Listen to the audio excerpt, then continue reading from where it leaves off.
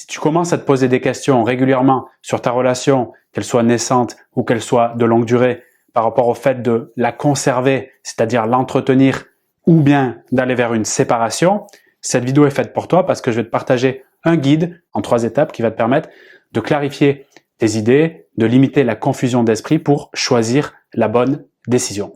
Avant qu'on voit ça ensemble, 2 informations importantes à te partager. La première, au moment où je publie cette vidéo, nous sommes la semaine qui précède la Saint-Valentin et pour fêter ça, j'ai créé le pack Saint-Valentin avec 2 formations en ligne beaucoup plus accessibles jusqu'à dimanche. Et la deuxième chose, si tu veux recevoir de vive voix mon diagnostic sur ta situation, je te propose de réserver un appel découverte qui est totalement offert, le lien en description de la vidéo. Allons-y maintenant avec cette première chose à faire pour t'aider à savoir si tu dois continuer la relation ou si tu dois arrêter.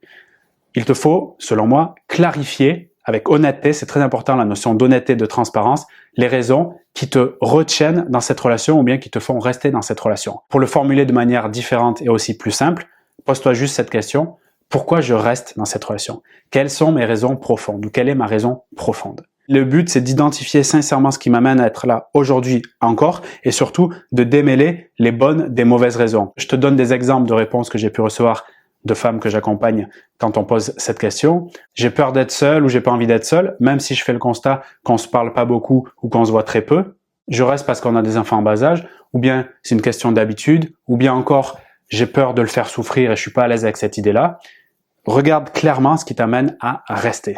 La deuxième question à se poser pour faire le bon choix est la suivante. Qu'est-ce que je perds ou qu'est-ce que je sacrifie de réellement important pour moi en restant dans cette relation?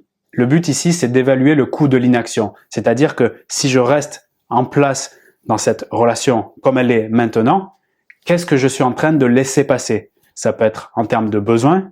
Donc, suis-je en train de m'oublier et d'identifier ces besoins? Est-ce que c'est au niveau de mes valeurs, ce qui est important à mes yeux, de ce que je veux voir naître dans ce monde, de ce que je veux nourrir et chérir? Est-ce que je suis en train de laisser passer des buts, des objectifs long terme, voire des rêves? Qu'est-ce que je laisse sur la table quand j'entretiens cette relation maintenant? Ultra important de faire ce constat et ce point à nouveau transparent et fidèle à ma réalité. La troisième étape, qui est une question clé aussi pour savoir quel choix je dois faire concernant ma relation, est la question suivante. Est-ce que je l'aime encore ou est-ce que je l'aime toujours ou est-ce que je l'aime tout court? La question implacable sur laquelle il est impossible de faire une économie. Et on peut même aller plus loin en se demandant, donc là je vais convoquer la vision, est-ce que je me vois encore avec lui dans 1 an, dans 5 ans, dans 20 ans?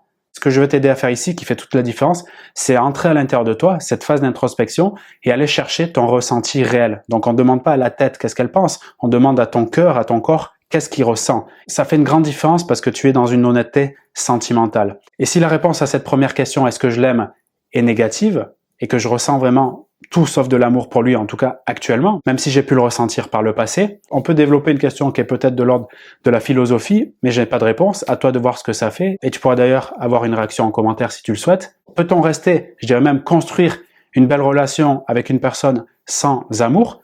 J'ai même envie de poser cette question, doit-on rester avec une personne sans amour? Nous arrivons à l'issue de cette vidéo, j'espère que ce guide a été utile. Vraiment, pose-toi, réécoute-le plusieurs fois s'il le faut, surtout à chacune de tes questions et pose-les sincèrement pour obtenir les réponses qui sont les tiennes. Si tu veux qu'on le fasse ensemble, que je t'aide justement à clarifier ta situation et faire les meilleurs choix pour la suite, je t'invite à réserver un appel découverte dans la description de cette vidéo. Et si tu veux travailler en autonomie, je te rappelle qu'avant ce dimanche 12 février 2023, tu peux accéder à mon pack Saint-Valentin où tu retrouveras 2 formations en ligne complètes. Nouveau départ pour te reconstruire après une rupture amoureuse et surtout reprendre confiance en soi pour développer ton potentiel de séduction dans de futures rencontres. Également envisageable si tu veux faire une reconquête amoureuse.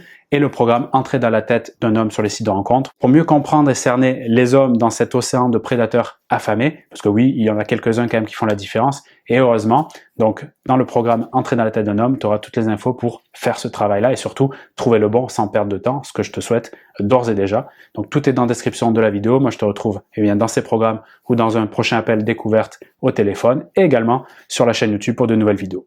Salut à toi!